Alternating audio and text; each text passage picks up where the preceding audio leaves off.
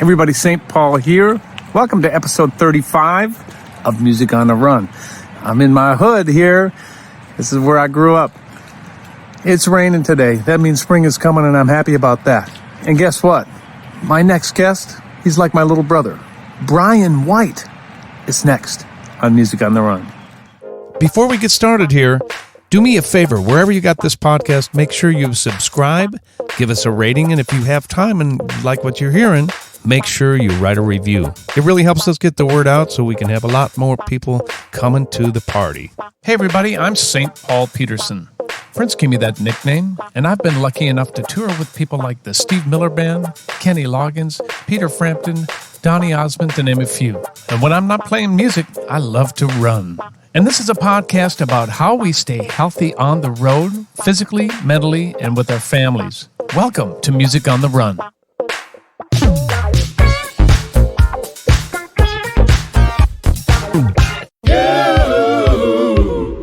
Hey everybody, St. Paul Peterson, and welcome to episode 35 of Music on the Run. Sitting here back in the basement. You know what? It's warming up finally here in Minnesota. The snow's melted. Feels finally like spring. And I've been out running a bunch. I finished my first in-person race, 7-miler, and my time wasn't too bad for an old geezer. I'm really happy with it. I'm just got to put some more miles in, get my base, and maybe I can convince our next guest to come up in September and run either the half or the full marathon here in the Twin Cities.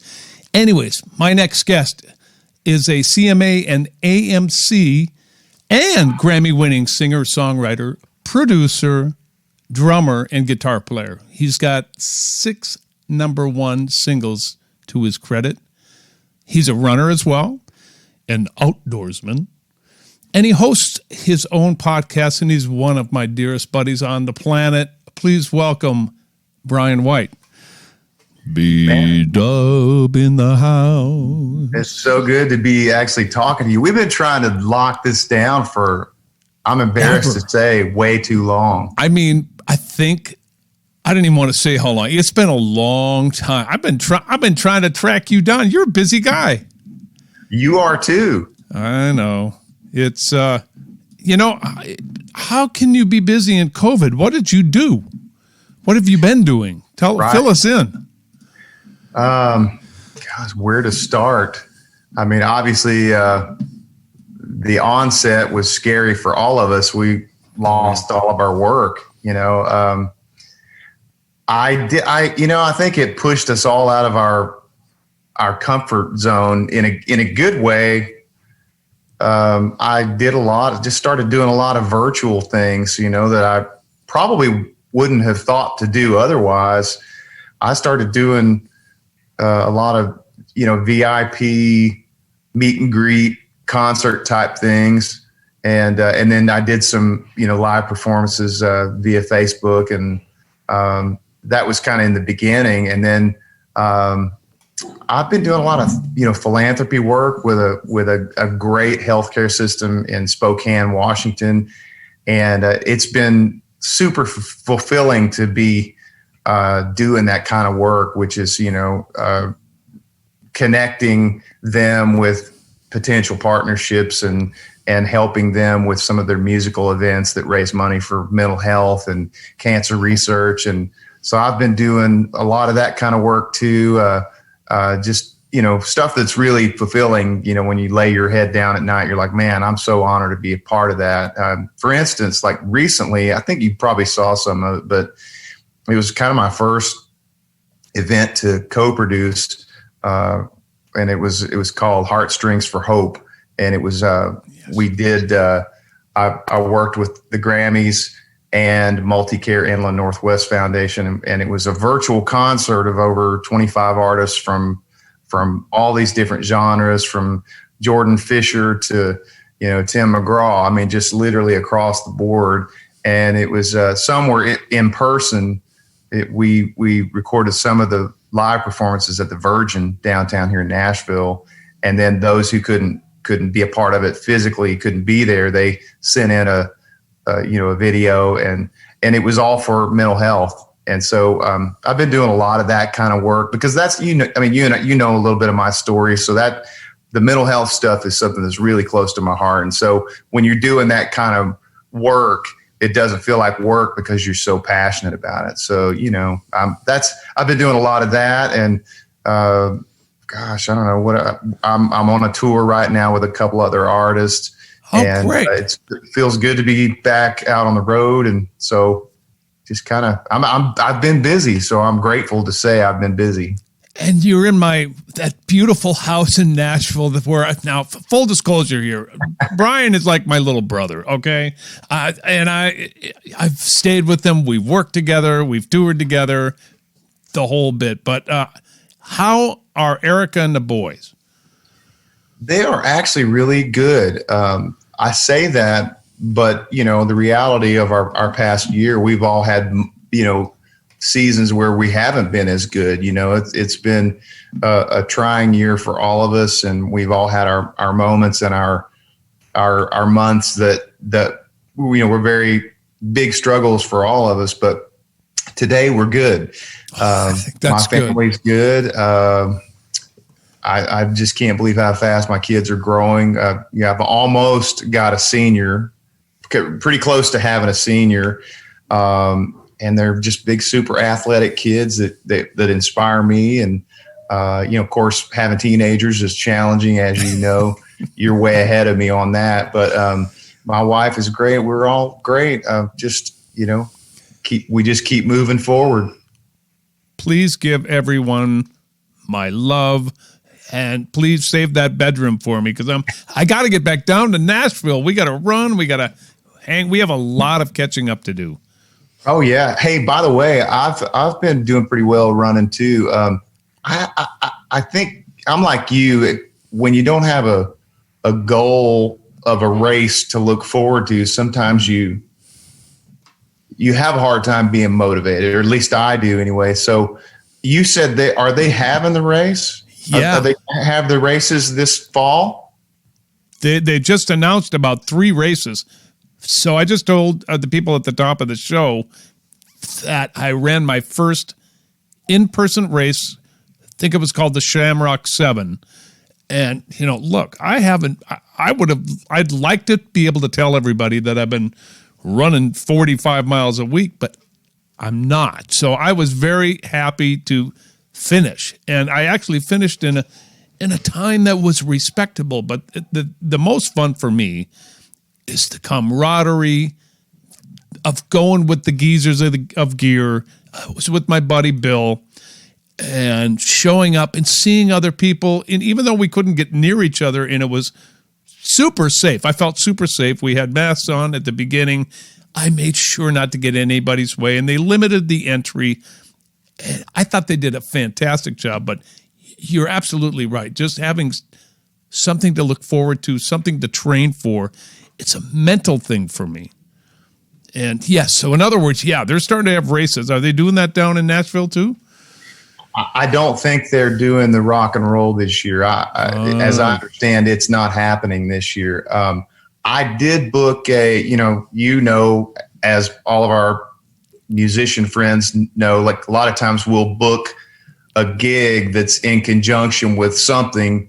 And I booked a gig in Nevada, Iowa, and I think it's a 5K, and they asked me if I wanted to run in it, and that's in May. So I'm coming. I can finally say I'm on a race again, even though it's 3 miles. I'm going to run it the day of the gig. So super excited about that. Oh, that's great. So have you been training or running? You've been pretty good about getting out in the neighborhood and running a little bit, or? Pretty good. It's weird. It kind of ebbs and flows again. Like when you don't have a goal, other weeks I feel super motivated and other weeks I don't. So I might run 30 miles in a week, and then the next week I might run 15 miles, so it's kind of, but I stay active. I'm definitely running quite a bit. I got to tell you, I've never been a Brooks fan per se, but I did this podcast. It was a Brooks podcast. It was called Running the 615. I don't know if you heard it, man. I talked about you all through the podcast. I'm embarrassed to say I haven't heard it yet, but I'll go check it out.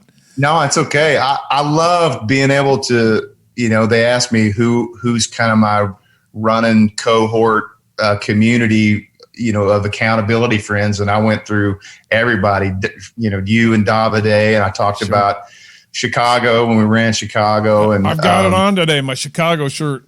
Oh, I love it. Yeah. So anyway, I got a pair of shoes out of the deal, which is really cool. But I was super honest with the guy. I was like, man, I got to be honest. I've always been kind of a New Balance guy. I've always had good luck with them because it's a really large, something about their toe box just works for me. I've got super wide feet. And he goes, give it a try. If it doesn't work, I've got some others that'll work for you. But anyway, it took me a little while with this pair of shoes that he gave me, and I'm kind of off to the races with this pair of Brooks, and I've never really had a lot of luck with Brooks, and so I've been running these Brooks, and they're working for me. So pretty cool. I have been a one-trick pony with my shoes. I don't like change very much. Either does my bride. She's like, if it's not broke, don't fix it. So I've been running in Newtons my entire career, and I went off of Newtons, and I started having problems. And I really don't think it's related to me changing shoes necessarily. It could be to the fact that I run my shoes too far into the ground before I go to a new pair. It could be a number of different things, but my Fates I just absolutely love, and I stick with them, and it works for me. I'm glad to hear that you're having luck with those, though. I may have to, check those out for sure. Yeah. Your knees don't hurt. You feel pretty good, huh? I feel pretty good. I have neck issues. My story. I've had some neck issues since the late 90s. I feel a little bit of fatigue in that area sometimes when I run and I haven't run in a while, but I don't have any, I'm afraid to say, but I don't have any issues physically with running. It's thank goodness. Now lifting weights or anything like that, I think it would probably aggravate this stuff, but running, thank goodness, is the one thing that has not beat me up too bad. I haven't had any knee issues or anything. So. Well, I love the fact that we jumped right into talking about running. Usually, it's towards the end of the segment. But you've been running for how long? I mean, you haven't run your whole life, have you? No. When did you get into it? I'm gonna say, I want to say like 2008 or 2009. Yeah, sounds feels right. I did this. My brother really well. My brother, he called me one day and he goes, man, I've had this agent that's looking for an act to do the post show at the Oklahoma City Memorial Marathon. You want to do it? And so I said, yeah, I'd love to do it. And he goes, well, let's run the race. And I was like, get out of town. No way. I'm not. No way. I hate running. And he somehow over the course of 2 or 3 weeks kind of coaxed me into it. He guilted me into it because he said, well, let's do it and let's raise money for Food for the Hungry, and we'll do it that way. And I said, well, I'll start running with you and we'll see how it goes. And it was miserable for a while, and somebody made me go to Fleet Feet here in Nashville. That's a franchise. I don't know if there's a Fleet Feet in Minneapolis or not, but they're all over the place. But they, like digitally measured my feet, let me run in multiple different pairs. And I mean, it literally changed my life. I mean, changed the whole game for me. And so that was my first race. My brother and I did the half marathon there, and it's like something just clicked, and I became a runner, and like I talked about in this podcast I did, it's physically it's great for you, but mentally I'd say it's probably more important mentally. Running is like this tool that I have now. Like if I'm having this really crappy day, I can always go out and run, and it doesn't make everything go away per se, but it kind of helps things, it helps you to deal with things a little bit better.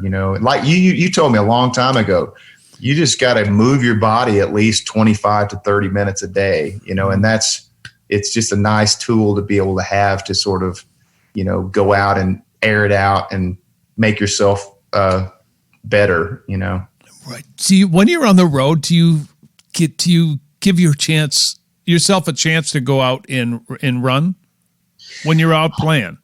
I do. I mean, if I, normally, it's like load ins 2, you maybe check between 3 and 4, and then you've got this window of time until you got to be back, to the venue or whatever. And then usually in that time is when if the weather's bad or I can't find a good route, I'll do the treadmill. I don't know if you're like me. I hate the treadmill. I can't. It's not my favorite place to run.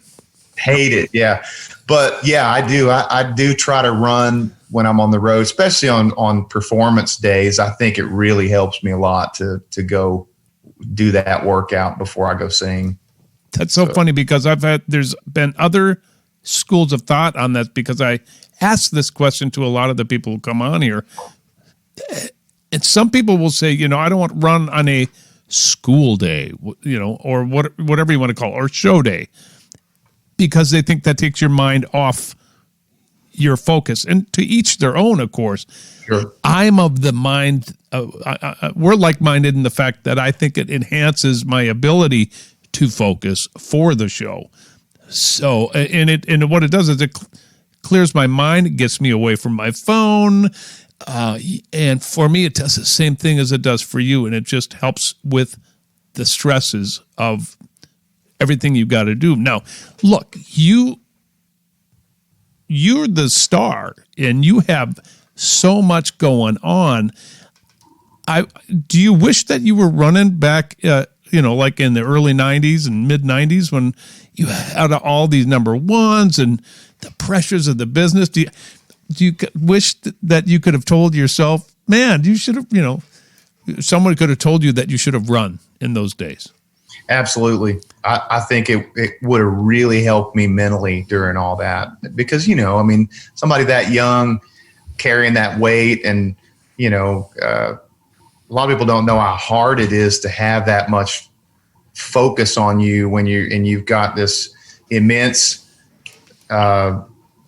pressure to, you've got this 90-minute show and you're playing an arena or whatever, and all these eyeballs are on you. That's a lot of pressure to deal with. And I think that would have definitely helped a lot to had that tool of being able to go out and run like that. Did you do anything back in those days, physical? Did you have enough time? I'll tell you, one of the guys that was a major influence on just working out, period, and which is how we know not how we know each other, but I know him because of you. Joey Finger was huge influence on me. He was kind of that. Remember that old Merry Melodies cartoon? I'm going to date us here, but remember it was like the big bulldog. His name was Butch, and the little dog was always messing with him. He was like, "Hey, Spike, come on, let's go." That was Joe. Joe was like nudging me in my bunk, going, "Hey, they got a nice workout facility here at the hotel. Let's go." I mean, he was just on me all the time, and he was the one that sort of taught me how to work out correctly. We did do some running back then, but I remember it just being loathsome. I mean, I hated every second that we ran. And I think it was my shoes more than anything. I had no idea how much of an importance shoes played in that, or I may have become a runner back then. But Joe was a big influence on me, health-wise and workout-wise. That's kind of a funny story. So the guy he's mentioning, Joe Finger, he's a regular on Funk Friday. He's played, I don't know how many, 10 of the Funk Fridays, and which are awesome, by the way. Oh, you like those? I gotta get you on one. You gotta play on one. Oh, well, that's gonna happen. All right. So Joe is a dear friend of mine. He's living in LA. I'm hanging out with Bryan in Nashville with Rick Barron. You were looking for a drummer. I think you were still living in your old house, the old Derek band house. Yeah. And you were doing auditions, and I didn't know how to quite approach this, to put one of your dear friends' name into the hat, but I just, back in those days, I'm like, why not tell him, right? And I did, and you're like, well, sure, well, let's give him a shot. And I called Joe on the phone. I said, what are you doing right now? He said, nothing. I said, go pick up Bryan White's this, that, the other thing, get on a plane, and get your butt to Nashville. He shows up. He goes in for the audition. Rick Barron, this other friend of mine, and I are sitting outside like parents, of their kid auditioning.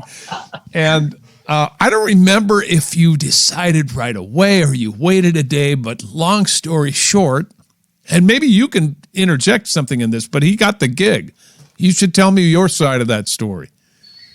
We didn't have any production in this garage. It was my old house in Green Hills, which I wish I had never sold because it was such a cool house. But I had either moved here or I was moving here. I think I was already here in this home, but we basically just had a kit in the garage and maybe just a few things, maybe an amp and just hardly anything. And, I remember Joe showed up. We had like 2 or 3 guys come by that day and we were just like, oh my God, this is awful, And Joe walked in and, just literally lit up the room and he played everything great. I'm so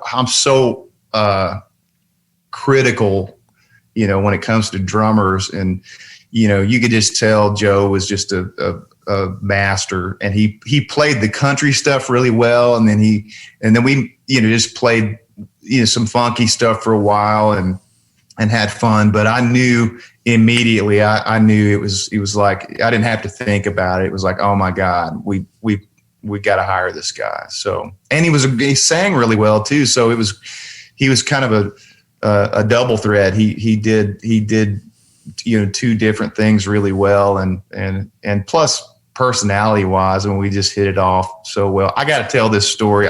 Please. This is just evidence of the humility that comes over with age. We were playing his first gig. His first gig was the Target Center in Minneapolis. You were there, and yeah, I was. I think you got up and played B3 on something.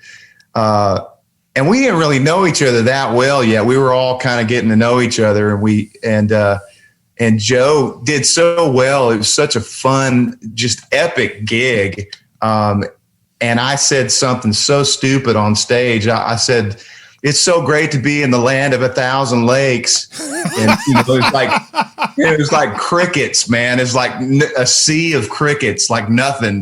People just kind of had that. Did he say 1,000? And then after we're done with the gig, I come back in the locker room and Joe, we're all kind of unwinding and talking about the show. And Joe is like hysterically laughing. And he tells me later nowadays, he was like, I was afraid. I wasn't sure whether to say anything or laugh about it or what, because he said, I didn't know you. I didn't know if I was going to get fired if I said anything. And he goes, dude, that land of 1,000 lakes. And I was just like, what? He goes, dude, it's land of 10,000 lakes. And I was mortified. Back then I was so self-conscious and it just mortified me. And he put his arm around me and he's laughing. I know you can see that laugh. Of course. And Joe's got his arm around me. He goes, don't worry about it, man. You're only off 9,000. Don't worry about it. Oh, man, that's so good. And that was always that guy too. If there was something that could be said wrong or the wrong city, or I was always that guy. So I've got one more for you. Okay. First of all, let me backtrack a little bit. So I've known Bryan a long time. I started going out on the road with him. Maybe we'll have time to go back and talk about how we met. But long story short, he came to town to play a gig. He came out to see me because you're a Prince fan, big, right? Yeah. So we met, we hung out. He said, yeah, why don't you come out on the road sometime and hang out? And I actually showed up. And I think your band was like, what's going on here? But you invited me. I hung out on the bus. I sat in. We funk out at, on the sound checks. And anyways, we became fast friends. And so I'd pop out from time to time. And there was one other story that is so classic. And hopefully this is still funny to you. But I'm scared. I don't know what it is. You did a gig in Memphis. Oh my God. And we had a little spelling problem with the word Memphis, and you were singing about it on stage. Let me hear you say Memphis.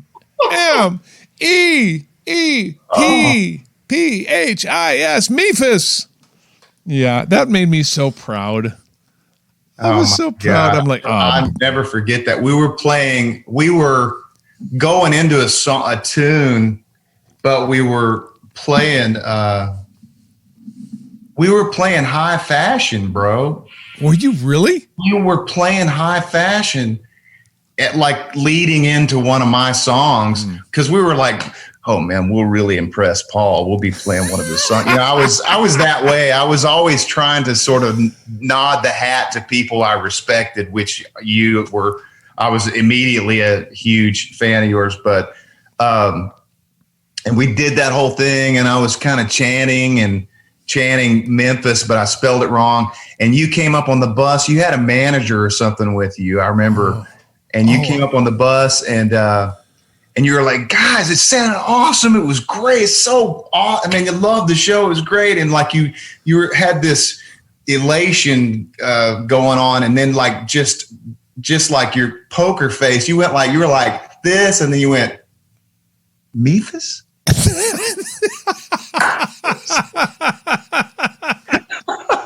You went from, I was just, Memphis? Just like that. I swear to God, I'll never forget it. So, oh, buddy, we've had some good times out there, man. Classic, woo! Yeah. All right, so we got to talk about your family a little bit. We got to talk about growing up in Oklahoma. Your mom and dad, musical, right? Yes.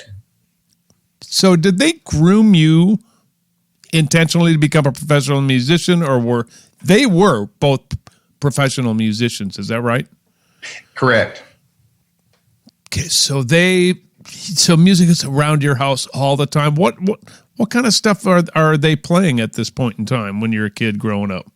Well, I always tell people they were the first celebrities that I encountered as a kid. So they were always larger than life to me. Mm-hmm. I always had a reverence for my parents, which is, I'm sure I went through a phase where they weren't that cool to me, but for the most part, I always really looked up to them.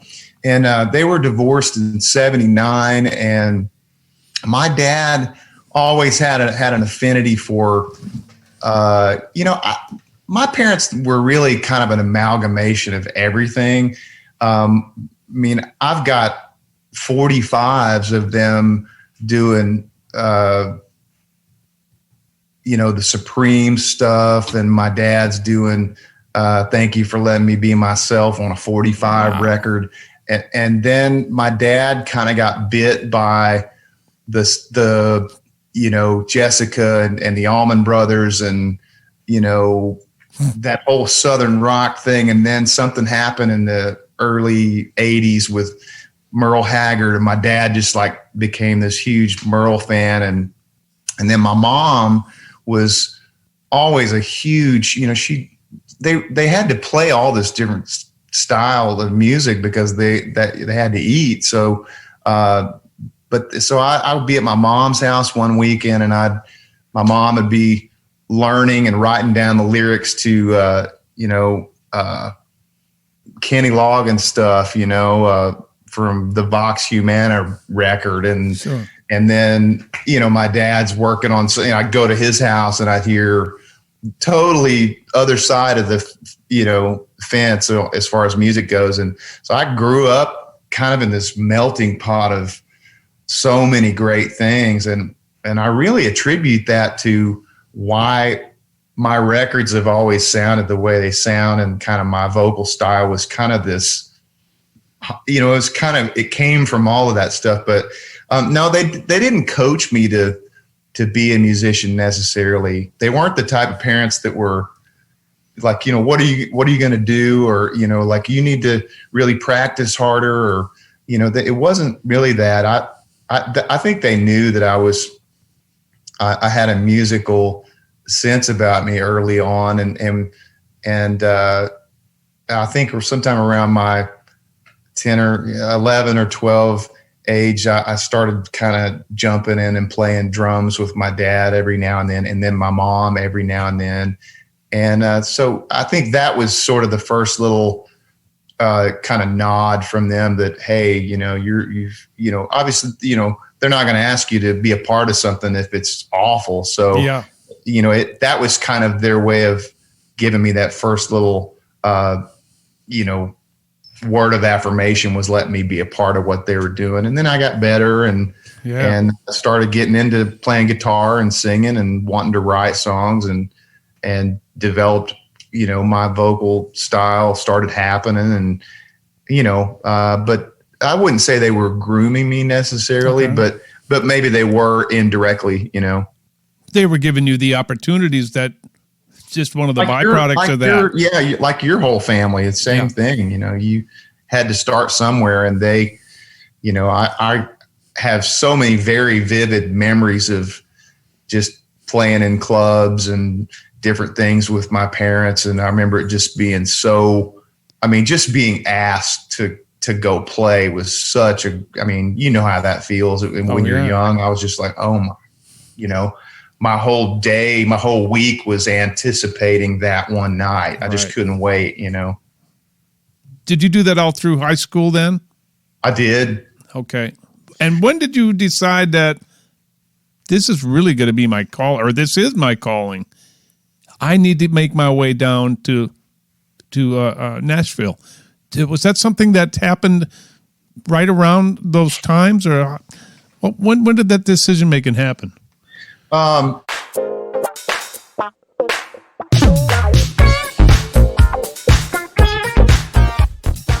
going to take a little break from the interview right now because I want to tell you about a couple of really cool things. First of all, we're having so much fun with our weekly 1-minute funk jams called Funk Friday. We've had so many world-class musicians on Funk Friday, including members of the Steve Miller Band, Fleetwood Mac, Daryl Hall and John Oates, Earth, Wind & Fire, just to name a few. You can check that out on all of our social media, but you can also see it on our YouTube channel. I also want to take this opportunity to thank all of our members who have supported us on Patreon. Don't know what Patreon is? Go to www.patreon.com/Music on the Run podcast, and there you'll get all sorts of information on how you can financially help us produce this podcast. There are all kinds of incentives listed there on the website, and there are many different levels on how you can become involved. We could not put on this podcast without our patrons. All right, let's get back to the interview. When did that decision making happen? So I heard this guy named Steve Warner when I was about 14, and that was a real defining moment for me too. He's kind of, to me, I always explain to people that don't know anything about Steve, I'll say, well, he was kind of my Glenn Campbell. He was really a triple threat. Mm-hmm. Great vocalist, great tone, great phrasing, exceptional guitar playing, great, songwriter. I heard him and something sort of clicked for me. I kind of had my muse, if you will. I went, oh, that's what I want to sound like, and that's the kind of music I want to make. Mm-hmm. So that was a defining moment for me. When I was 17 or 18, my dad called me and he said, Joe Settlemyers, who is a really renowned guitarist in Oklahoma City, jazz guy, who gave me my first 2 lessons, he called me and said, Joe said that Billy Joe Walker Jr. is looking for talent. He's wanting to move into, producing. And Billy was an exceptional guitar player that's played on everybody's records from, the Beach Boys to Lionel Richie to, you name it, just one of those kind of guys. And I had 2 demos of a couple of things that I had written. You remember those cassettes where they were remember at state fairs where you'd go in and you could sing your favorite song, that kind of thing. Sure. Well, that was kind of one of my first experiences in the studio. My mom got me a gig singing at this studio in Oklahoma City where I would sing the reference vocal, so my vocal would be on one side and the instrumental would be on the other. And I convinced the studio to do a trade out for a couple of things that I had written that I wanted to cut with a band. And long story short, those 2 demos that I did, that I basically ate my check to trade out to do a couple of songs that I'd written, which were not great, but I think they showcased my voice enough. And those ultimately were the songs that, I sent them to Billy, this guitar producer here in Nashville. And that's ultimately in a roundabout way. That's kind of how I got to Nashville and how I got a deal and how I got going. Cause Billy was the guy that ushered me in, developed me and took me in and got me my first deal and produced my first 3 records. So that's a big move though. You went down there by yourself. Did you know anybody besides those guys? I knew a couple of people, but not very many people. Wow. I just kind of had that. I don't know. I love watching the Jaws is one of my favorite movies, but I like watching the commentary and watching the interviews, the making of, and I like listening to Steven Spielberg talk. And he said one of the things he remembers the most about Jaws is he said it was a combination. He said it was a combination of courage and stupidity, and it all exists. He thinks of those 2 things existing underwater. And I think my moving to Nashville was a little bit of courage and stupidity. I just didn't know any better, but I had a strong enough pull into it. I had an intuitiveness about it. Just felt so powerful to me that I just felt like I was supposed to be there. I didn't really know if I was going to be an artist or not. I just felt like I needed to be here and I felt like I was supposed to be here, whether it was to be a drummer or a background singer or whatever. I just knew, I felt like I needed to be here, and it was so powerful. It pulled me here, The confidence to be able to go do that is unbelievable. I don't know whether you said stupidity, but I think it's self-confidence, being a 20-year-old, not knowing any better. Yes. But going down there saying, I got this.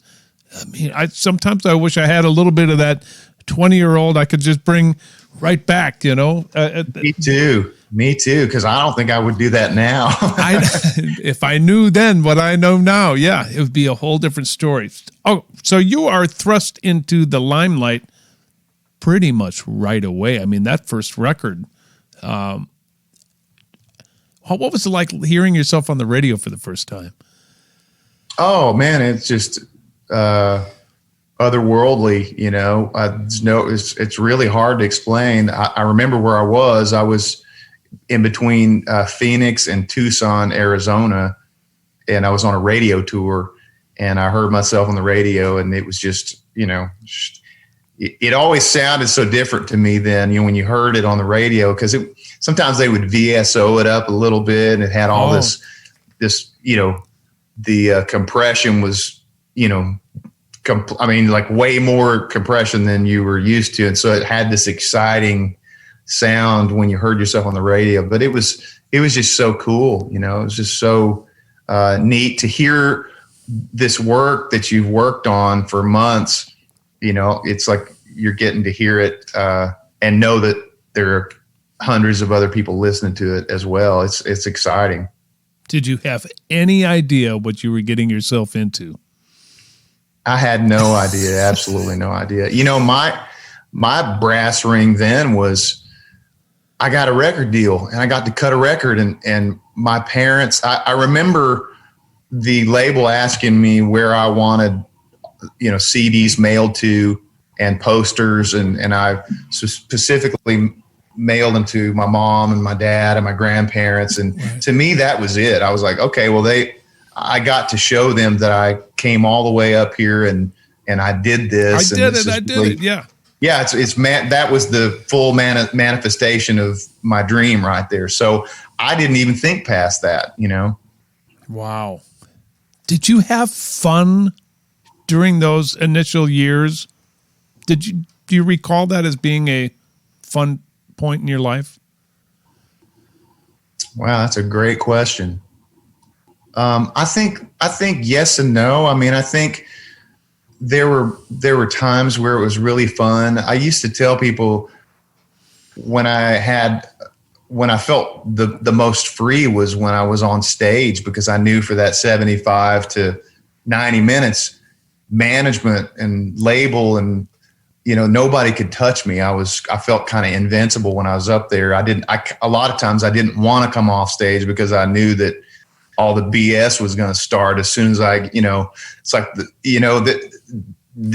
that was the hardest part was that stuff. All the work and the leg work was not fun. And I always felt like my team, I never felt like we took time to really celebrate the successes. I felt like it was always like, as soon as we had something good happen, it was like, okay, cool, we've got to outdo that. I always felt like there was just like this constant train moving where I always felt like, wait, this was really cool, that this thing that just happened, can we just kind of hang out here for a little bit? We couldn't. It was always, we need another, Rebecca Lynn, or we need it was like this constant machine that was moving, and you felt, like it sounds cliche, but you really are getting pulled from multiple directions. And I remember one time off the cuff, I decided I wanted to go fly to see my mom. I just bought it back when you could just drive to the airport and get on a plane. And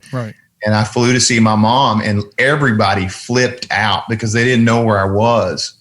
And I didn't announce it to anybody, but I was over it. I was like, I want to go see my mom. I want to go hang out and see my mom and eat Mexican food. That's what I wanted to do. And people literally flipped out, but I'm kind of going off on a rabbit trail here, but I think there were moments that were really fun. I mean, times like, when you would come out on the road and we just knuckleheads just goofing off and going to eat sushi and, long sound checks where we just played whatever we wanted. That was the stuff that was fun. But it was the pressure type stuff, the tedious, the leg work kind of really, that kind of stuff that kind of wore me out, that I wasn't really strong enough back then as a personality to step in and go, I need a break. And I think if I could go back, that would be the one thing I would have done a little bit more of, was just say, work hard until it's time to release your record or whatever. And just I wish I would have allotted more time for, a little more me time back then. Well, you were on top of the world, #1 hits, lots of award shows, a Grammy. Hanging out with St. Paul. Come on. Hey, you and I had a lot of fun. You know what? You did take time out to hang out with me. Hopefully that was fun for you. But we really, I think in those days, you needed someone to tell you it was okay to have fun and just quit for a minute and hang out with your buddies. You were really always, if I remember correctly, always super tight with your band, and you guys were complete knuckleheads, which of course I loved and fell right in with. So did that really become your family out there and your support system? Was it your band that helped you out? Yeah, I think so. They were always the people that just told me like it was.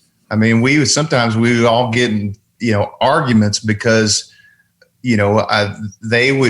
they didn't have a filter. And looking back, I'm grateful for that.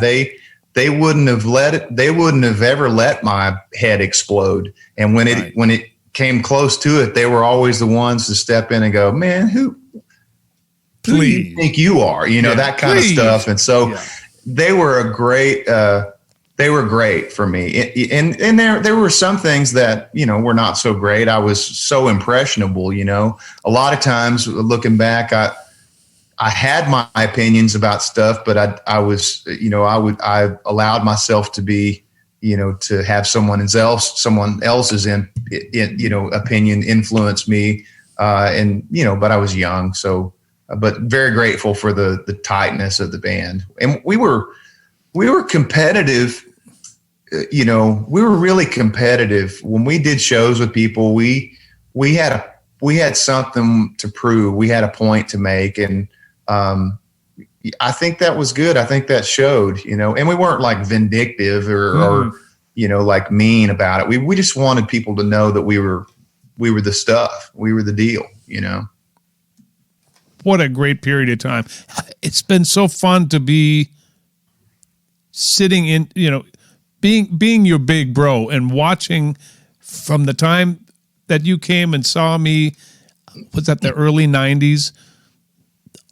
All the way through those great, wonderful, successful years, and then some of the not so successful years, right? Right. And that's what the journey is in the music business. It's not just glitz 24/7. I mean, there is it's a tough life, man. And for me watching you go through the great stuff was wonderful. It's hard for your big bro to watch you go through the struggles that you went through, and you're very transparent about that. And I've looked at interviews in the work you're doing now. Even I think it's important for people to know that it's okay to talk about depression and deal with that.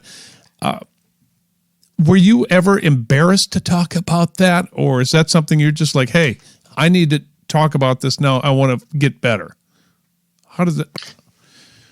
I think I was, definitely afraid to be transparent in the beginning, beginning of the 2000s. But I think, again, certain things come with age and I've been through a good amount of therapy that's sort of helped me to be more comfortable and about talking about it and realizing that you only get better by talking about it, and for all of the believers out there, we disarm the enemy every time we talk about it. So I think a little bit more freedom comes to all of us when we are able to share what we're going through with other people, How do you think you got through that period besides talking about it? Was it your faith that really helped you? My faith was a big part of it. My wife, my friends,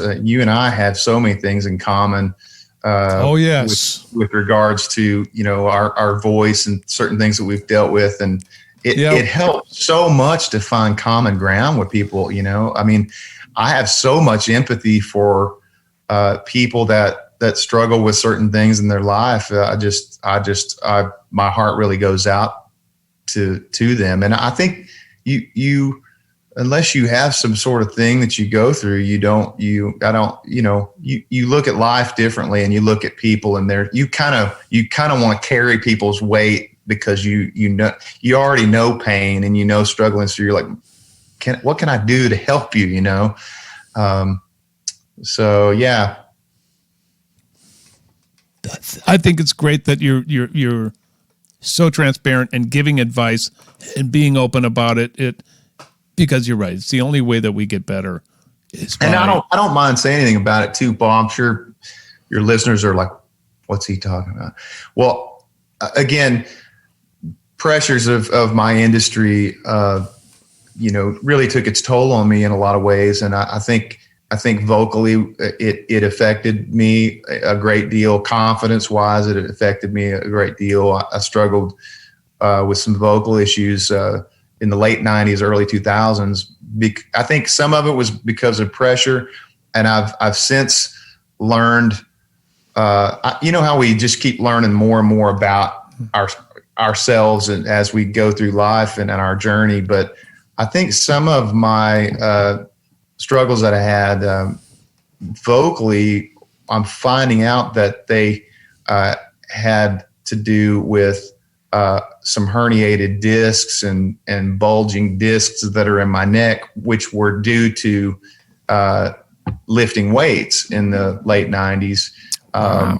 And that's, you know, I learned from this chiropractor I've been doing some spinal decompression stuff with. He said a couple of years ago, he said, your C3, 4, and 5 keep your diaphragm alive.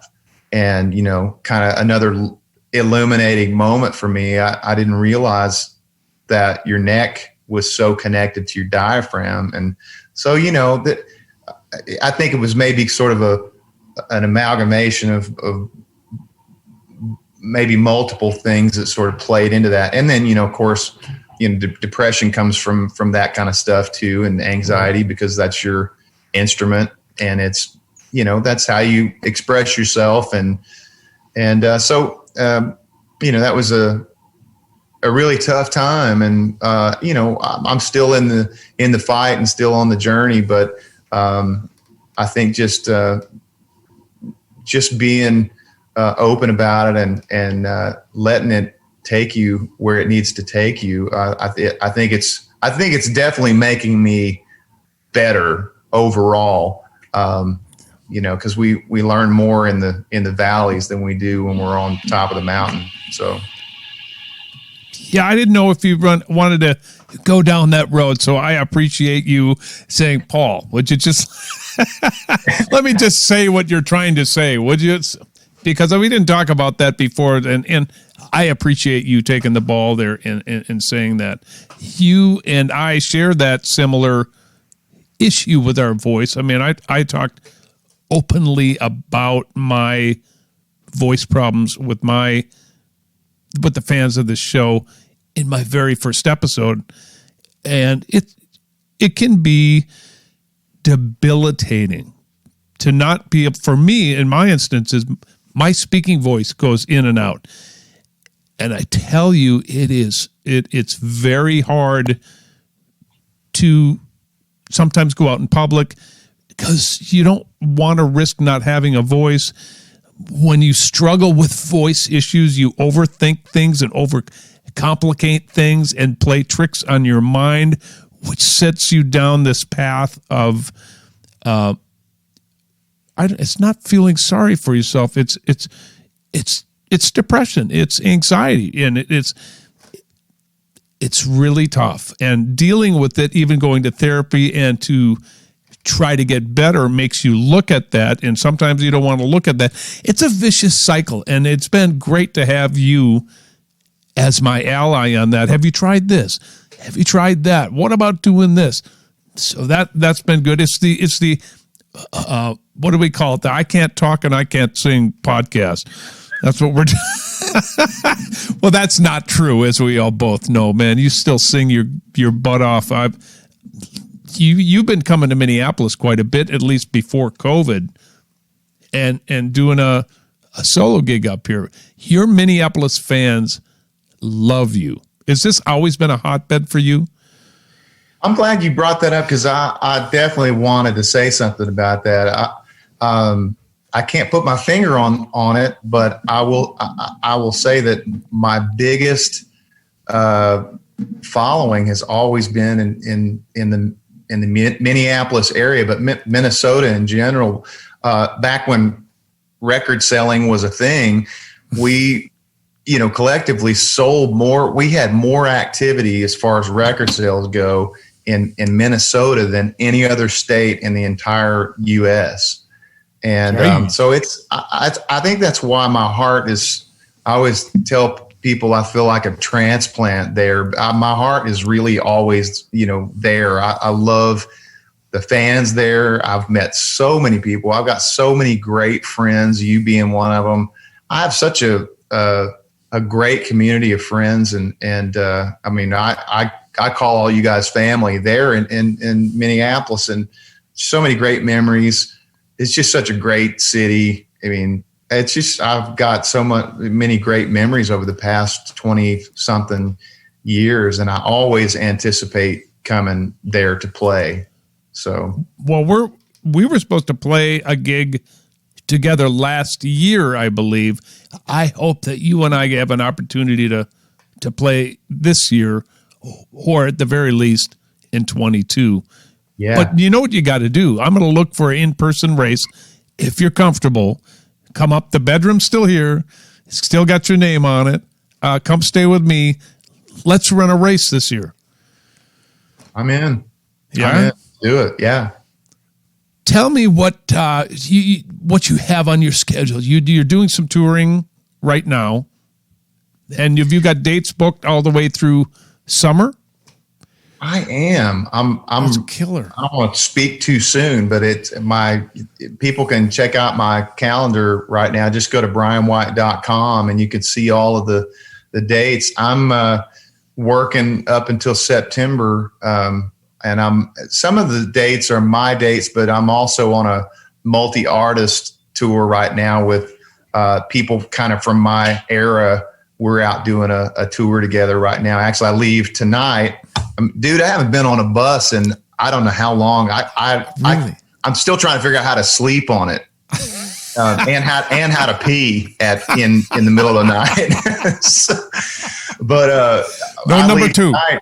Yeah, going to Macon tonight, and then playing in West Columbia, South Carolina on Saturday. So I'm so thrilled to be out traveling and playing. I've had some really good vocal nights too. I didn't mention that, but I've really been singing good and feeling really good about it.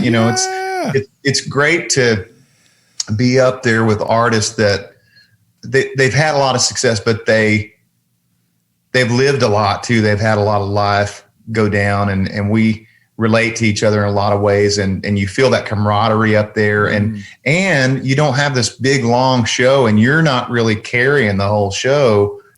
You're all doing it together, and you're playing maybe 5 or 6 tunes, and so it's really a fun experience. Sounds like fun. Yeah. Well, do me a favor, give Erica and the boys my love. Please come up to Minnesota. You know how we love you here. You are family. You are my little bro. Ladies and gentlemen, Bryan White. That's going to do it. Thanks for having me. Oh, I love having you, man. And we'll be seeing you really soon. I just want you to know I'm butting in here, and that's so rude of me. That's okay. Not very Southern of me, but I was at my wife and I were at my kids' track meet yesterday here in Brentwood. And we were walking before the race started, and there was a front bumper with the Prince symbol on it, and it was purple.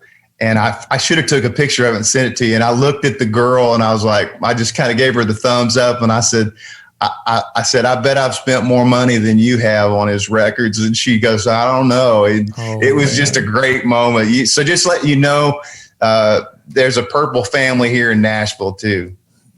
I'll come down there and play my show then. Come on, let's do it. I'll play tambourine or tour manage. You can do all the above. Thanks, little bro.